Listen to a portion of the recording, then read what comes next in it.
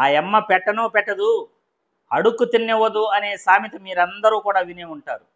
అలా చంద్రబాబు నాయుడు ప్రజలకు చేసేదేమీ లేదు. కానీ జగన్మోహన్ రెడ్డి రైతులను కలవడానికి వెళ్ళి వాళ్ళ సమస్యలు తెలుసుకుంటే మాత్రం అది చట్ట వ్యతిరేకం, ఇల్లీగల్ అని మాట్లాడుతున్నాడు.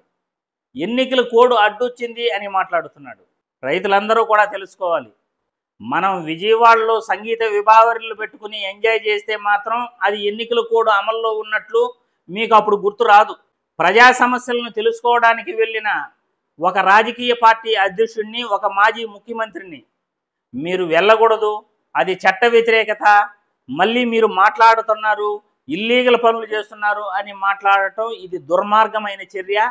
చంద్రబాబు నాయుడు గారు కూడా ఇలాంటి మాటలు మాట్లాడటం తప్పు. ఈరోజు జగన్మోహన్ రెడ్డి మిర్చి యార్డ్ రైతులను కలిసి వాళ్ళ సమస్యలు తెలుసుకోకపోతే, గిట్టుబాటు ధర గురించి మాట్లాడకపోతే కనీసం మీరు ఆ రైతులను పట్టించుకునే వాళ్ళ అని నేను ఈ వీడియో ద్వారా ప్రశ్నిస్తున్నాను. ప్రధానికి గిట్టుబాటు ధరపై లేఖ రాసేవాళ్ళ అని నేను ఈ వీడియో ద్వారా ప్రశ్నిస్తున్నాను. జగన్మోహన్ రెడ్డి వెళ్ళి రైతులను కలిశాడు కాబట్టి, గిట్టుబాటు ధరపై ప్రశ్నించాడు కాబట్టి మీరు ఈరోజు గిట్టుబాటు ధర గురించి మాట్లాడుతున్నారు, ప్రధానికి లేఖ రాశారు.